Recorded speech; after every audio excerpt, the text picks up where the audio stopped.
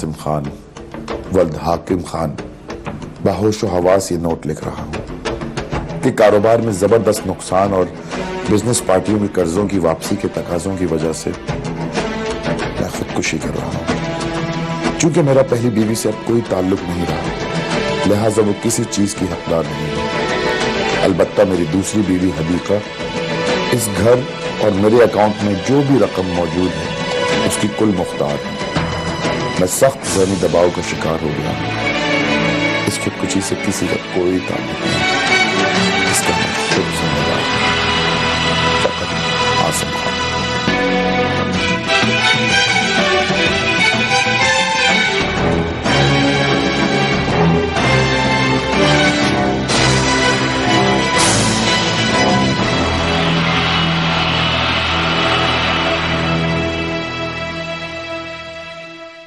एक शख्स ने खुदकुशी की और अपनी खुदकुशी में जो नोट लिखा उसमें अपने आप को खुद खुदकुशी का जिम्मेदार ठहराया। वो शख्स कौन था और उसकी पहली बीवी कौन थी? ऐसी क्या वजूहात थी जिनकी बिना पर उसने अपनी पहली बीवी को छोड़ा? वो शख्स जब अपनी खुदकुशी का नोट लिख रहा था तो क्या उसकी दूसरी बीवी को यह बात मालूम थी कि वो ये नोट खुदकुशी के इरादे से लिख रहा है? इन तमाम हकायक को जानने के लिए चलते हैं आसिम खान की जिंदगी में, जहां से उसने अपनी जिंदगी का आगाज किया था। यस, आओ बैठो। आप बैठो। अच्छा यार, मुझे ये बताओ कि मैंने तुम्हें अपनी सेक्रेटरी रखने के लिए कहा था, क्या हुआ उसका? सर मैंने कुछ सीवीज निकाले हैं, कल इंटरव्यू के लिए बुला लेता हूँ। जैस्मीन के जाने के बाद पूरे दफ्तर का निजाम धर्म भरम हो गया। सर मुझे आपकी तकलीफ का पूरा अंदाजा है, कल ही किसी को अपॉइंट कर लेते हैं। ठीक है, बस यही बात करनी थी मैंने। यू कैन गो ना।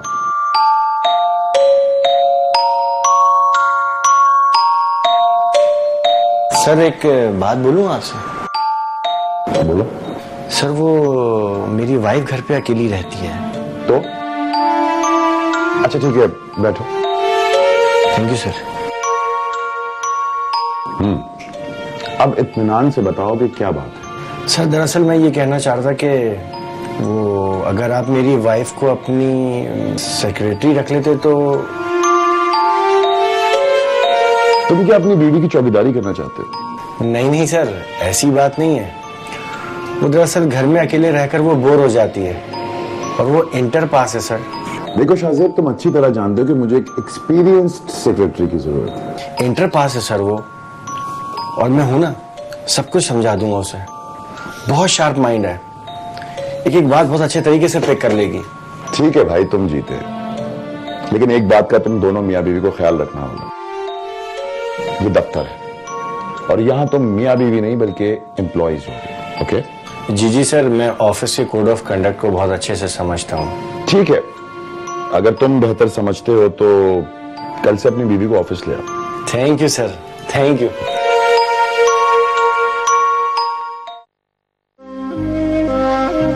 सुनो, मैंने अपने बॉस से तुम्हारी जॉब के लिए बात कर ली है। Oh really? ये तो बहुत ही खुशी की बात है। मैंने सोचा कि तुम घर में अकेले बोर हो जाती होगी। आपके जाने के बाद तो वाकई बहुत बोरियत हो जाती है। आसिम साहब बहुत खुश मिजाज आदमी है, इस तरह तुम्हारी बोरियत भी दूर हो जाएगी। तो मुझे ऑफिस कब से जाना होगा? कल से। कल से? लेकिन मुझे तो जॉब का कोई एक्सपीरियंस ही नहीं है, मुझे करना क्या होगा वहाँ? तुम घबराओ नहीं, कुछ खास काम नहीं है, बहुत इजीली कर लोगी तुम। अच्छा, वैसे एक बात पूछूं शाहजेब, आपको मेरी जॉब का ख्याल कैसे आ गया? यार मैंने सोचा 4 पैसे आ जाएंगे, कुछ बुरा है क्या? इसमें बुराई तो कोई नहीं है। अच्छा है, 4 पैसे घर में आएंगे तो घर के हालात भी बहुत अच्छे हो जाएंगे। तुम बस काम में अपना दिल लगाओ, फिर देखो कैसे पैसों की बरसात होती है।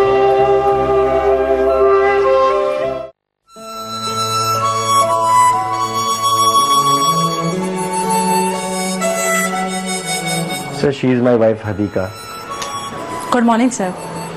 Please have a seat. Thank you, sir. इससे पहले कहीं जॉब की है आपने? नहीं सर, ये मेरा पहला एक्सपीरियंस है। इसके अलावा कोई कंप्यूटर वगैरह की नॉलेज आपको हो? सर मैंने MS ऑफिस और इंग्लिश लैंग्वेज का कोर्स किया है। That's really good. बाकी काम आपको शाहजेब सिखा देंगे। और हाँ, आप दोनों को ऑफिस के नज्म ज़ब्त का बहुत खास ख्याल रखना होगा। ओके? सर आप बेफिक्र हैं, डिसिप्लिन के हालत से कोई खिलाफ वर्जी नहीं होगी। होनी भी नहीं चाहिए। सर को कोई शिकायत नहीं मिलनी चाहिए। सर आपको कोई कंप्लेन नहीं मिलेगी। उम्मीद है कि आप दिल लगा के काम करेंगे। सर आप बेफिक्र रहें, हदीका बहुत स्मार्ट है, मैं इसको सारा काम फौरन समझा दूंगा। ठीक है, आप इन्हें ऑफिस के बाकी मामला समझा दें। Thank you very much sir. Most welcome.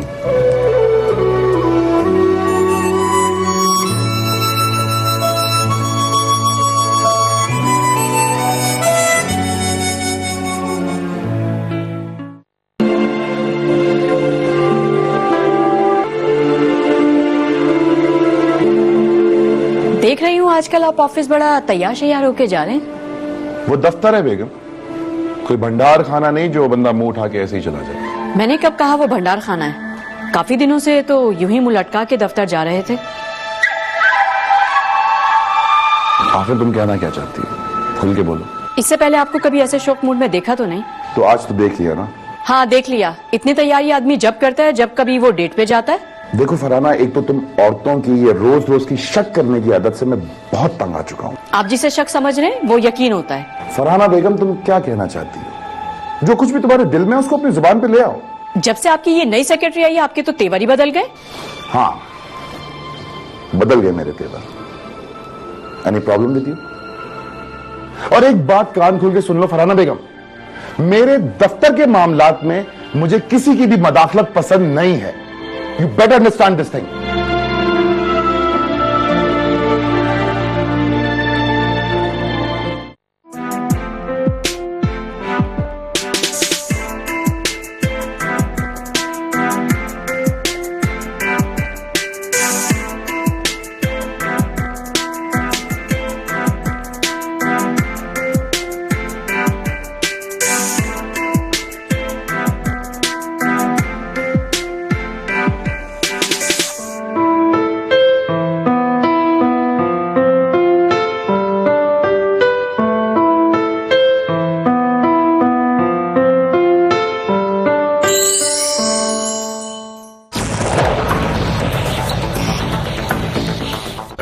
तुमसे है घर मुकम्मल।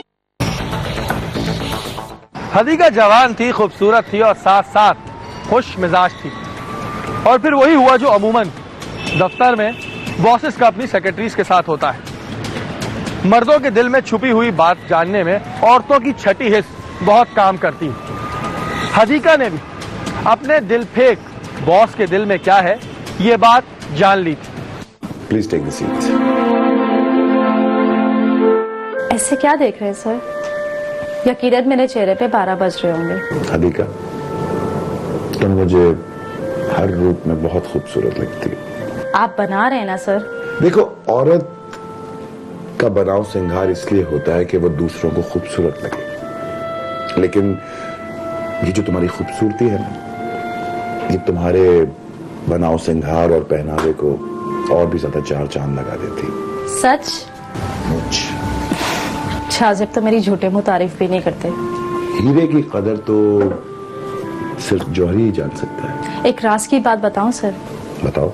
उससे मेरी बिल्कुल भी परवाह नहीं है। अगर उसको तुम्हारी जरा भी परवाह होती तो वो तुम्हें कभी जॉब करने की परमिशन नहीं देता। शादी की डोर में बंधे हैं, साथ तो निभाना पड़ेगा।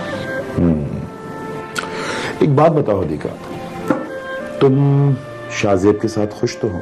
सर अब शाहजेब में पहली जैसी बात नहीं रही, जरा जरा सी बात पे लड़ता है। शाहजेब तो एक नंबर का बेवकूफ है जो तुम जैसी खूबसूरत बीवी को रूठने का मौका देता है। कभी कभी तो दिल करता है। क्या दिल करता है? छोड़े सर, आप भी का तस्करा लेकर बैठ गए। देखो हदीका, तुम मेरी पर्सनल सेक्रेटरी और तुम्हारा बॉस होने की हैसियत से क्या मेरा इतना हक भी नहीं बनता कि मैं तुमसे कुछ अपनी पर्सनल बातें वगैरह शेयर कर सकूं? आप शादीशुदा हैं, आपकी कोई औलाद भी नहीं है। इतना बड़ा बिजनेस सेटअप, घर, दौलत, जायदाद, सब कुछ तो है आपके पास। लेकिन आज भी मैं औलाद की नेमत से महरूम हूं। कितनी अजीब बात है ना कि औलाद की आपको कितनी तमन्ना है और शाजिब को इस बात की बिल्कुल भी परवाह नहीं है। हदीका, मेरे साथ डिनर पे चलोगी? मुझे तो कोई एतराज नहीं है, पता नहीं शाजिब इस बात पर राजी होता है या नहीं।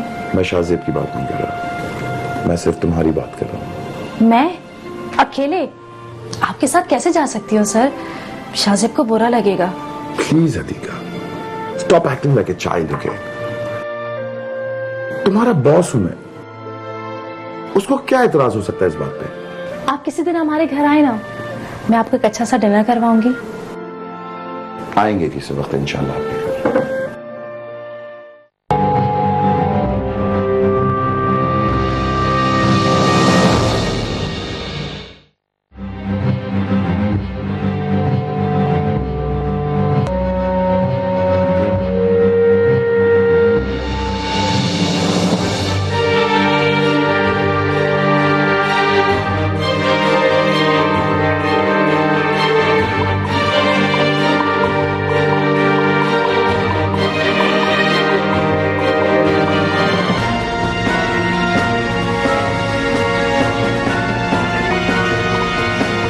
हदीका आसिम की खुशमिजाज बातों से मुतासिर हो चुकी थी और आखिर वो दिन आ ही गया जब आसिम के दिल की बात उसकी जुबान पे आ गई।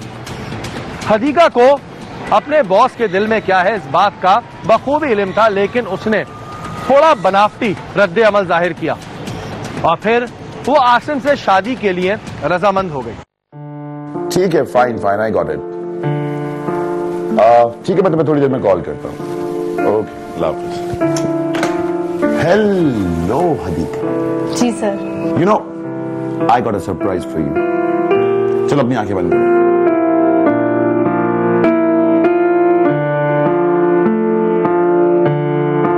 अब आहिस्ता आहिस्ता अपनी आंखें खोलो।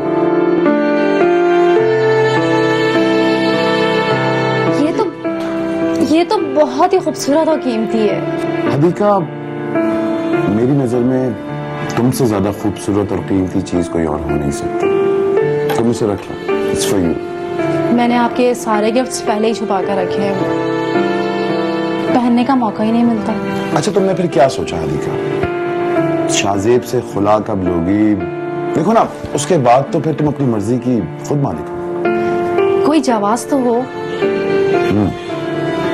जवाब, जवाज जवाज जवाज।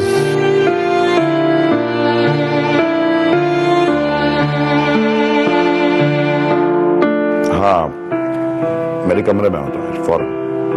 Yes, immediately. ताहिर आ रहा है। मैं जाऊं? Sleep sitting. सर। हाँ ताहिर, क्या बोल रहे थे तुम? सर वो इट्स ओके, तुम्हें जो भी कहना है इनके सामने बोलो ताकि इनको भी पता चल जाए। सर, ऑफिस के बैंक अकाउंट में जबरदस्त घपला किया गया है। अच्छा, किसने किया है घपला? शाजिब साहब। सर, पार्टीज की पेमेंट तो ले ली गई है लेकिन उनको मिली नहीं। अच्छा ठीक है ताहिर, तुम जाओ, मैं खुद बात कर लूंगा शाजिब। वैसे भी वो आज आया नहीं है।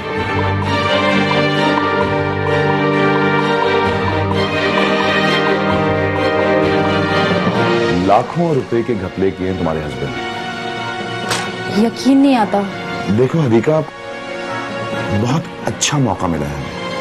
इस वक्त शाजिब कहाँ पे होगा? घर पर। तो तुम मेरे साथ घर चलो, शाजिब से वहीं बात कर लेंगे। Come on. एक मिनट सर। क्या हुआ?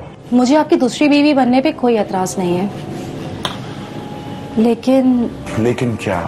लेकिन मैं आपकी पहली बीवी की सौतन बनूं, मेरा दिल ये गवारा नहीं करता। ओह माय गॉड, एक तो तुम खवातीन की ये जो विमेन साइकी होती है ना, you know, just fed up with all this. खैर, सोचते हैं।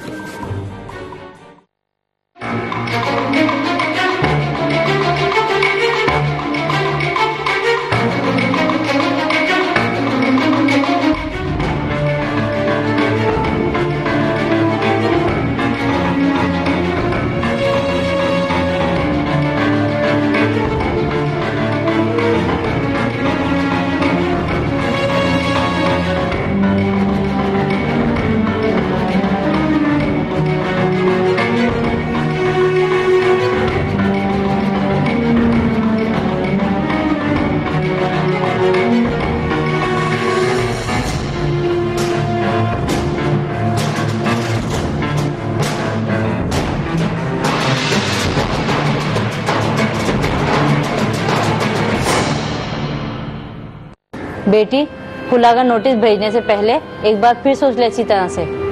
अम्मी मैंने बहुत सोच समझ कर ये फैसला किया है। तू जज्बाती हो रही है, आखिर उसके साथ रहना क्यों नहीं चाहती तू? अम्मी मैं उसके साथ खुश नहीं हूँ।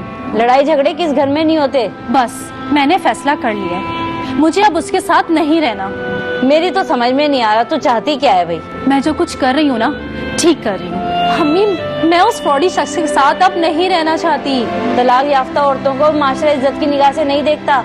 अम्मी आप मेरे पीछे क्यों पड़ गई हैं? जा भाई, तेरी मर्जी है, जो तू चाहे वो कर, मैं तो तेरा भला ही चाह रही हूँ। क्या बात है शाहजेब, इतना परेशान लग रहा है? क्या बताऊं यार, पहले नौकरी हाथ से गई, उसके बाद मेरी बीवी हदीका भी मुझे छोड़ के चली गई यार। क्या कह रहा है? हतीका भाभी को हुआ क्या है? आज पता चला यार कि पैसे से मोहब्बत भी खरीदी जा सकती है। असल बात बता, हुआ क्या है? होना क्या यार, पहले बॉस ने मुझे नौकरी से निकाल दिया, उसके बाद हदीका को ऐसी पट्टी पड़ाई कि वो उससे शादी करने जा रही है। हतीका भाभी दूसरी शादी कर रही है उसके साथ? अबे तुझे पता है उसने मुझे खुला का नोटिस तक भिजवा दिया यार। यकीन नहीं आता, हतीका भाभी ऐसा कर सकती हैं? आज पता चला दौलत में बड़ी ताकत होती है मेरे दोस्त। लानत है ऐसी दौलत पर जो मोहब्बत का सौदा कर दे। हदीका की इसी बेवफाई का तो रंज है मुझे यार। हतीका भाभी आजकल रह कहाँ रही है? अपने घर पे रह रही है अपनी माँ के साथ। तू कहे तो मैं बात करूं? नहीं नहीं नहीं, तू ऐसा नहीं करेगा। मैंने इसको तकदीर का फैसला समझकर कबूल कर लिया यार। चला घर पे बैठ के बात करते, चल। हाँ बताता हूँ तुझे। मुझे अपनी दौलत, जायदाद और बिजनेस के लिए एक वारिस चाहिए, जो तुम मुझे नहीं दे सकती फरहाना बेगम। तो इसके लिए मुझे छोड़ने की क्या जरूरत है? तुम्हें दूसरी करनी है तो तुम कर लो। लेकिन उसकी यही शर्त है कि मैं तुम्हें छोड़ दूं। उस कमीनी डाइन ने जरा भी लिहाज नहीं किया, मेरे हक पे डाका मारा। अपनी जुबान को लगाम दो, हद से आगे बढ़ी हो तुम फरहाना बेगम। तुम उस 2 टके की लड़की के लिए अपनी बीवी को छोड़ोगे? तुम क्या जानो उसकी कदर और कीमत बेगम। 2 टके की तुम हो, वो तो तुमसे कहीं ज्यादा स्मार्ट और खूबसूरत है। और वो जो तुमने मेरी शान में कसीदे पढ़े थे वो क्या थे? अकल पे पत्थर पड़ गए थे मेरे, जो मैंने तुम जैसी लड़की की शान में कसीदे पढ़ दिए। सटिया गया था मैं। तुम अब भी सटिया गए हो। अच्छा बाबा, तुम मेरा पीछा तो छोड़ दो। तुम इतनी आसानी से मुझसे पीछा नहीं छुड़ा सकते। तुमसे पीछा छुड़ाना कोई इतना मुश्किल काम भी नहीं है फरहाना बेगम। मैं तुम्हें तलाक देता, तलाक देता, तलाक देता। आसिम तुमने ये अच्छा नहीं किया। इस घर से अब तुम्हारा कोई ताल्लुक नहीं, समझी? So just get out of my house.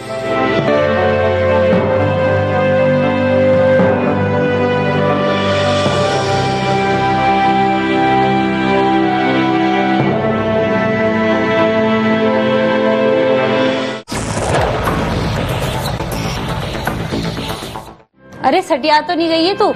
हाँ मैं पागल हो गई हूँ, आसिम मुझसे वाकई बहुत मोहब्बत करते हैं। बेटी, लोग बातें बनाएंगे, तू सही नहीं कर रही है। आजकल जिसके पास पैसा है ना, दुनिया उसी के गुन गाती है। जब भी तू उस बुड्ढे के गुन गा रही है। अम्मी आसिम हदीका को पाकर बहुत खुश था। शादी के बाद कुछ दिन इनकी जिंदगी बहुत खुशगवार गुजरी। उसके बाद दोनों हनीमून पे भी चले गए। दूसरी बीवी के नशे में आसिम अपने बिजनेस से गाफिल होता चला जा रहा था और कुछ अरसे बाद जब उसके सर से दूसरी बीवी का नशा उतरा तो उसे पहला धचका ये लगा कि इसका कारोबारी सेटअप दिवालिये की तरफ जाने लगा था और फिर इसी बात के ऊपर उसने खुदकुशी कर ली। क्या वाकई यही वजह थी जिसकी वजह से आसिम ने खुदकुशी की थी? वैसे एक बात है हदीका,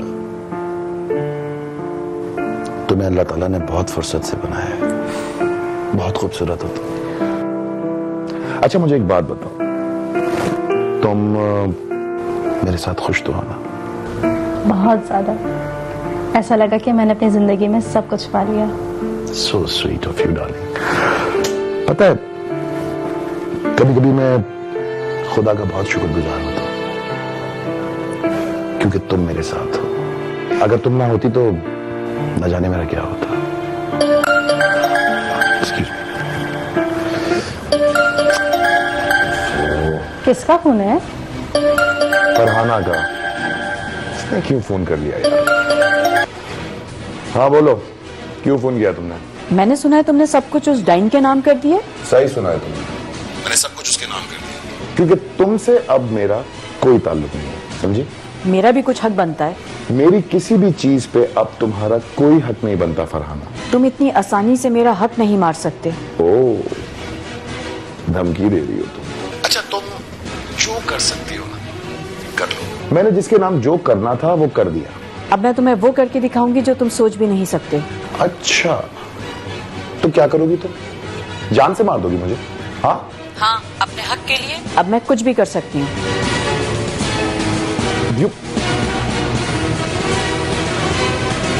डिस्कनेक्ट कर दिया। क्या कह रही थी? कहना क्या यार, धमकी दे रही थी मुझे।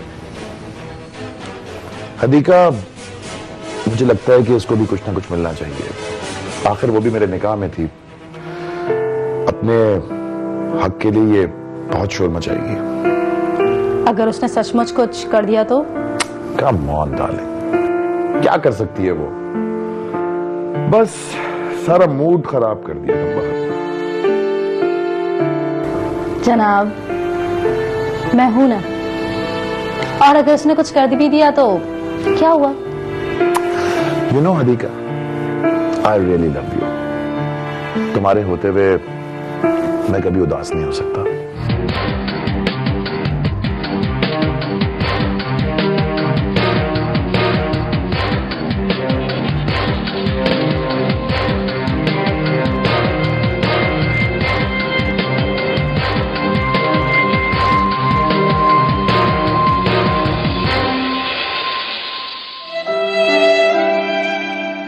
आज आप फिर ऑफिस जा रहे हैं? जी मेरी जान, काफी दिन हो गए ऑफिस की खबर नहीं ली।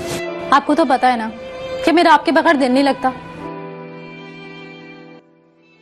Really? That's so sweet of you. तो तुम एक काम करो ना, तुम मेरे साथ मेरे ऑफिस चलो।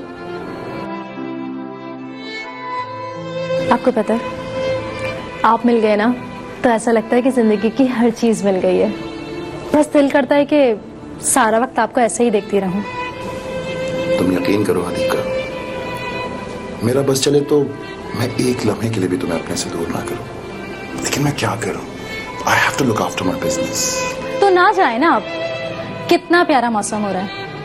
मेरा ख्याल है कि क्यों ना इस मौसम को एंजॉय किया जाए। You naughty girl. Excuse me. Hello sir, मैं ताहिर बात कर रहा हूँ। हाँ ताहिर, बोलो क्या काम है? सर, आज मैं बैंक गया तो पता चला कंपनी का अकाउंट जीरो हो चुका है। What? क्या बकवास कर रहे हो तुम? सर, मैं सच कह रहा हूँ। मैनेजर ने मुझे पिछले महीने की ट्रांजैक्शन दिखाई हैं।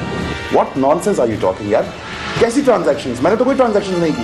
ये तो उन्होंने नहीं बताया, लेकिन जो चेक कैश में आपके साइन मौजूद थे। क्या हुआ? आपकी तबीयत तो ठीक है ना? सिर्फ यही नहीं सर, पिछले 6 महीने से पार्टीज अपनी पेमेंट्स के लिए शोर मचा रही हैं। एक बात और सर, आपकी पहली बीवी भी ऑफिस आई थी, काफी शोर शराबा करके गई हैं। हसन, हसन आप ठीक तो है ना? हेलो हेलो हेलो सर, आपकी तबीयत तो ठीक है?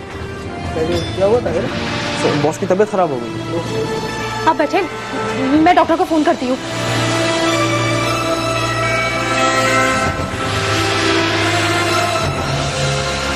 Hello doctor. हसन,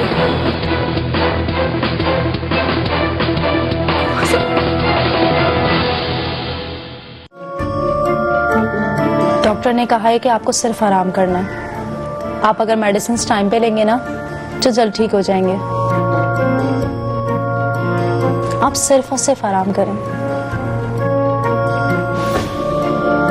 तभी ठीक हो जाएगी आपकी।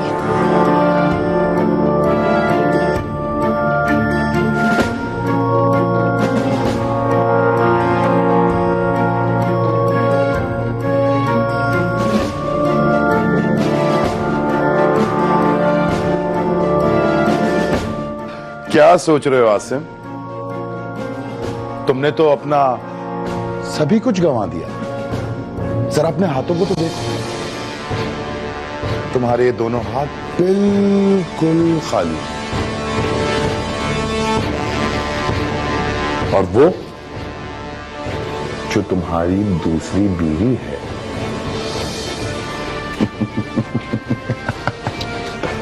वो भी एक दिन तुम्हें छोड़ के चली जाएगी, फिर क्या करोगे? तो मैं क्या करूं? तुम कर भी क्या सकते हो? तुम्हारी जो ये जिंदगी है ना, अब ये मुकम्मल तौर पे ये एकदम बेमानी हो चुकी है। क्या वाकई अब मेरी जिंदगी बेमकसद और बेमानी हो चुकी? अगर ऐसा है तो तुझे जीने का कोई हक नहीं है।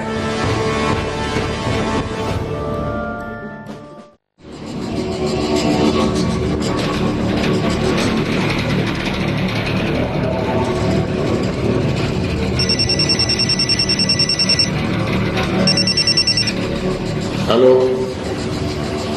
क्या एड्रेस बताओ? ठीक है, हम आ रहे हैं। फौरन गाड़ी निकलवाओ। Okay sir.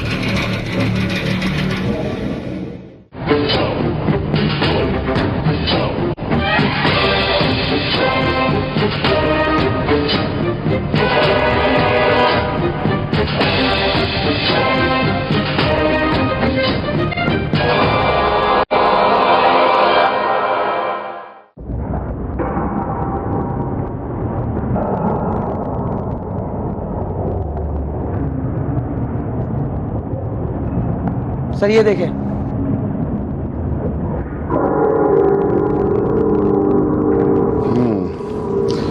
तो मरने वाले का आखिरी बयान ये है।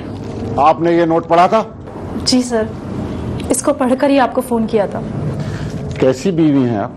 आपको ये भी नहीं पता चला कि आपके शौहर ने ये नोट लिखा और जहर पी के खुदकशी कर ली? सर, जब सुबह सोकर उठी तो मेरा इनकी तरफ ध्यान नहीं गया। जब वॉशरूम से वापस आई तो गड़बड़ का एहसास हुआ तो आपको फोन कर दिया। ये पॉइजन इनके पास कैसे आया? मुझे नहीं पता, हो सकता है कि अपनी जेब में रखकर लाए हो। आसिफ, डेड बॉडी को पोस्टमार्टम के लिए ले जाओ, लेकिन जाने से पहले इस कमरे की अच्छी तरह तलाशी लो, एक एक कोना देखो।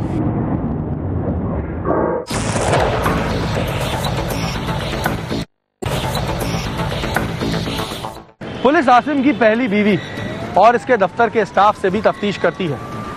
इसी दौरान पुलिस को शाहजेब और हदीका के इस केस में मुलव्विस होने के कुछ शवाहिद मिलते हैं। पुलिस इन दोनों को थाने ले आती है और फिर वहां पर वो दोनों इस केस में से पर्दाफाश करते हैं। इन दोनों की हालत देख के तो लगता है कि तुमने काफी मेहनत की है इन पे। कुछ एडमिट भी किया इन दोनों ने या नहीं? सर, ये जो कुछ भी हुआ, मुझे शाहजेब ने गुमराह किया था। गुमराह? तुम तो शक्ल से काफी समझदार लगती हो, तुम गुमराह कैसे हो गई? सर, मैं तो कुछ भी नहीं करना चाहती थी, लेकिन सिर्फ शाहजेब ने मुझे गुमराह किया। चल भाई शुरू हो जा, बता साहब को कहानी के पीछे असल हकीकत क्या है। साहब, ये सारी मंसूबाबंदी मेरी थी, क्योंकि मैं जानता था कि आसिम साहब एक बड़े दिल फेंक आदमी हैं।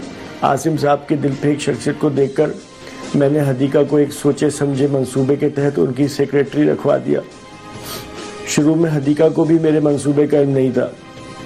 जब एक दिन उसने मुझे बताया कि शाहजेब, मैंने आपसे एक बात करनी थी। बोलो। वो मुझे लगता है कि बॉस आजकल मुझ पे कुछ ज्यादा ही फिदा हो रहे हैं। ओह, अच्छा। शायद वो बहुत सीरियस है मेरे बारे में। ये तो बहुत अच्छी बात है। अच्छी बात है? क्या मतलब है कि अच्छी बात है? इसका मतलब है फसल पक के तैयार हो चुकी है और इसको काटने का वक्त आ गया है। ये क्या ऊटपटांग बातें कर रहे हैं आप? मुझे तो कुछ समझ नहीं आ रहा। अरे मेरी भोली बाली बेगम, इसी दिन का तो मुझे इंतजार था। मैंने हदीका को जब अपने प्लान से आगाह किया, पहले तो चौंकी और उसने मेरा साथ देने से इनकार कर दिया, लेकिन मैंने उसे अपने प्यार का वास्ता देकर राजी कर लिया था। बॉस से शादी और खुला का मशवरा मेरा ही था।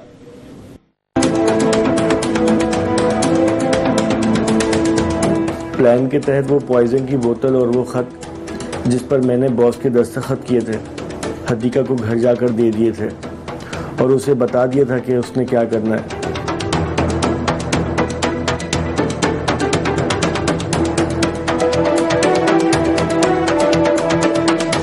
और फिर तुमने अपने शौहर के कहने पे अमल किया, अंजाम की परवाह किए बगैर।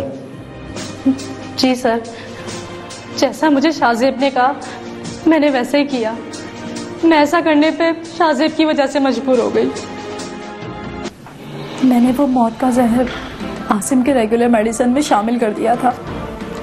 मुझे बहुत डर लग रहा था, मेरे हाथ पैर कपकपा रहे थे। एक लम्हे को ख्याल आया कि मैं ये सब कुछ ना करूं, लेकिन फिर मैं बेखुदी के आलम में ये सब कुछ कर गई। जब वो जहर मिला सिरप लेकर मैं कमरे में दाखिल हुई तो आसिम अपने दफ्तर का कुछ काम कर रहे थे। मैं उस जगह गई जहाँ जहाँ मैं रूटीन के मुताबिक मेडिसिन रखती थी। मैं मेडिसिन रखे कमरे से बाहर निकल गई।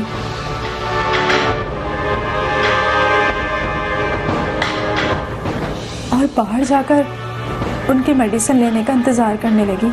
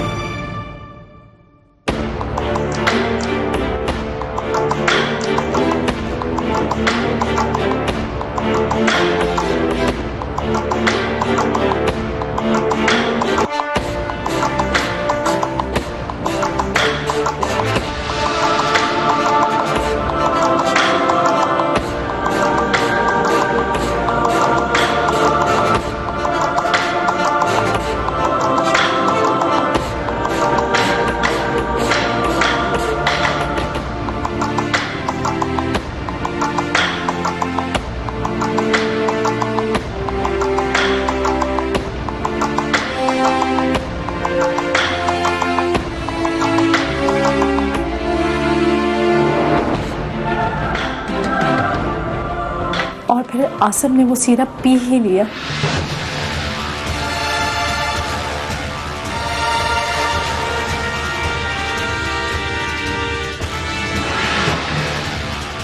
जिसे पीने के बाद उनकी हालत बिगड़ गई।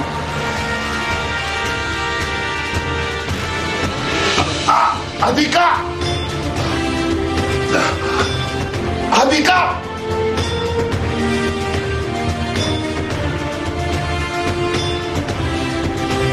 और उन्होंने मेरे सामने देखते ही देखते दम तोड़ दिया।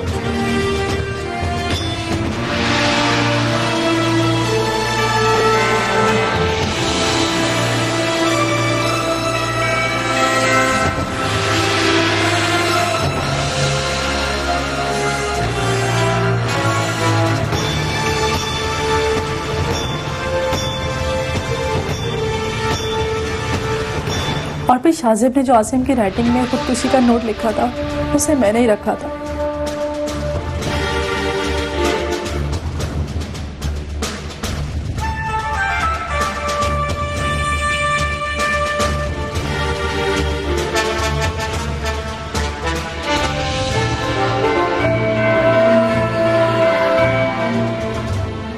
आसिम का दिवालिया बनाने में इस शख्स का बड़ा हाथ है सर। जी साहब, आसिम साहब को मार्केट में दिवालिया बनाने में मेरा ही हाथ था। क्या तुम्हें यकीन था इस तरह तुम अपने मकसद में कामयाब हो जाओगे? जी साहब, इस तरह मुझे यकीन था कि पुलिस आसिम साहब की मौत को खुदकुशी ही समझेगी। ये तुम्हारी भूल थी शाहजेब। पुलिस अगर खुदकशी के असबाब तलाश कर लेना तो सारा केस आसानी से हल हो जाता है। तुम्हारे ऑफिस का पिछला रिकॉर्ड और आखिरी कॉल अधिका के घर आने से पहले जो तुमने की थी, और तुम्हारी उसी गलती ने तुम्हें फंसवा दिया। सर इस जुर्म में इसकी बीवी बराबर की शरीक है। ठीक है आसिफ, इन दोनों को ले जाओ, सुबह इनका चालान बना के अदालत में पेश करो और इनका रिमांड ले लो। ले जाओ इनको। चले बेबी, चले जाओ।